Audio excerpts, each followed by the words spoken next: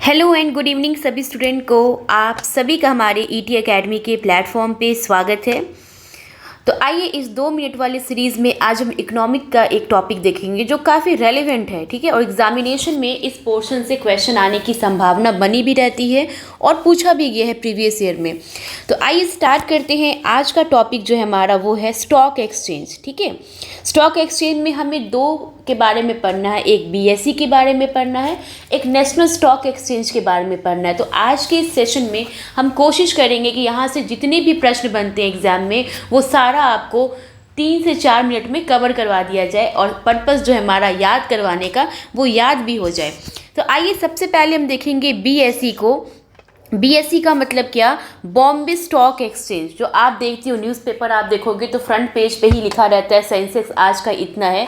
तो उसी के बारे में हम देखेंगे और जानेंगे कि क्या होता है ये सारी चीज़ें।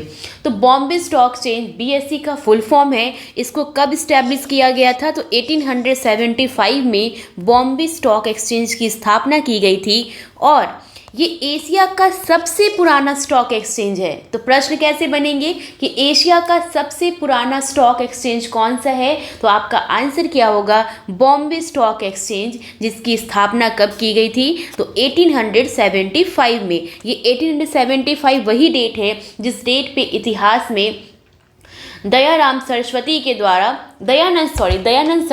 द्वारा आर्य समाज की स्थापना की गई थी। और इसका मुख्यालय कहाँ बनाया था उन्होंने? तो लाहौर में बनाया था, ठीक है। तो बहुत सारे ऐसे फैक्ट्स हैं जिसको आप कनेक्ट करके दिमाग में रख सकते हैं। अब देखिए, एक प्रश्न ये भी पूछने की संभावना होती है कि बॉम्बे स्टॉक एक्सचेंज का पुराना नाम क्या था? तो इसका जो पुराना नाम था वो था native share and stock brokers association. क्या था इसका पुराना नाम? तो native share and stock broker association. अब देखेंगे और हम इसके बारे में, ठीक है, कि इसमें जो टॉप लिस्टेड कंपनीज़ है वो कितने हैं? तो 30 कंपनीज़ है, ठीक है। जो लोग शेयर मार्केट में इन्वेस्ट करते हैं या फिर शेयर मार्केट में जिनका इंटरेस्ट है उनको ये भली भांति परिचित होंगे इससे कि जो टॉप लिस्टेड कंपनीज़ है किसमें? तो बीएसई में वो 30 कंपनीज़ है। अब देखिए इसका इंडेक्स जो होता है, किसका इंडेक्स? तो बीएसई का, उसको सेंसेक्स बोलते हैं। क्या बोलते हैं उसे सेंसेक्स बोलते हैं। और जो बीएसई है उसका बेस डेट क्या है? तो 1 अप्रैल 1979 जो है वो क्या है इसका? तो बेस डेट है। और बेस प्राइस क्या है? तो 100 रुपये है। मतलब इस बेस डेट से और इस बेस प्राइस से क्या निकाला जाता है?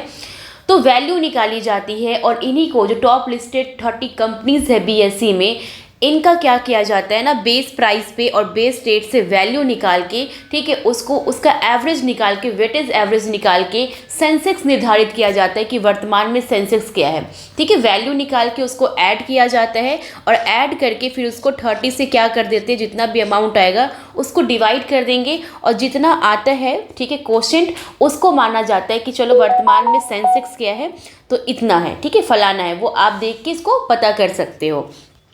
अगर हम चेयरमैन की बात करें कि बीएसई के चेयरमैन कौन है अभी वर्तमान में, तो प्रमोद अग्रवाल जो है वो बीएसई के चेयरमैन है। सीईओ कौन है? एमडी कौन है? तो श्री सुंदर रमन रामामूर्ति जो है वो अभी एमडी है। किसके? तो बॉम्बे स्टॉक एक्सचेंज की। तो उम्मीद है कि आपको ये सारा फैक्ट्स याद हो गया होगा। तो एक बार हम रिकॉल कर लेते हैं। रिकॉल करने देखते हैं क्या क्या फैक्ट्स थे। तो सबसे पहला, बीएसई का फुल फॉर्म क्या होता है? तो बॉम्बे स्टॉक एक्सचेंज।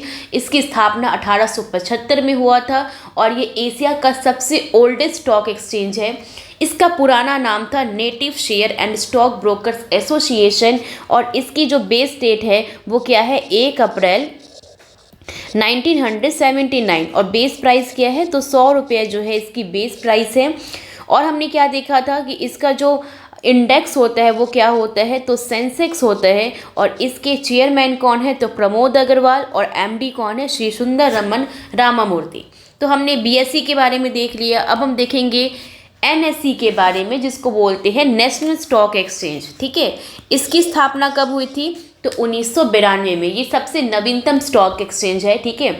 तो नवीनतम स्टॉक एक्सचेंज कौन सा है? तो नेशनल स्टॉक एक्सचेंज। अगर हम इसकी बात करें तो इसमें जो ये इंडिया का सबसे लार्जेस्ट शेयर मार्केट है। कौन सा? तो नेशनल स्टॉक एक्सचेंज। अगर इसकी हेडक्वार्टर की बात करें तो हेडक्वार्टर कहाँ है इसका? तो मुंबई में है। और इसमें टॉप लिस्टेड कंपनीज कितनी है? तो 50 है।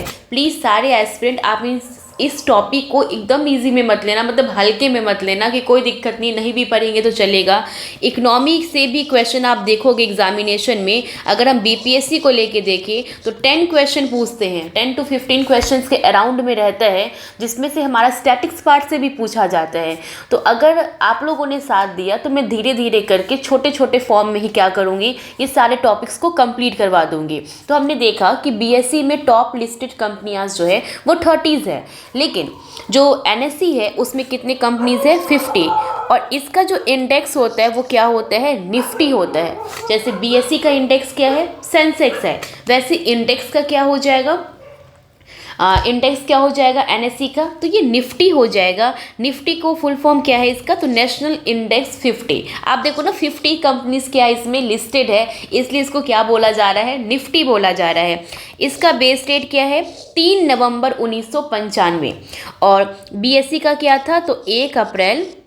कंपेयर करके पढ़िएगा तो हमेशा याद रहेगा। बीएससी का है 1 अप्रैल 1979 और एनएससी का क्या है? 3 नवंबर 1995। और इसका बेस प्राइस क्या है एनएससी का? तो 1000 रुपया।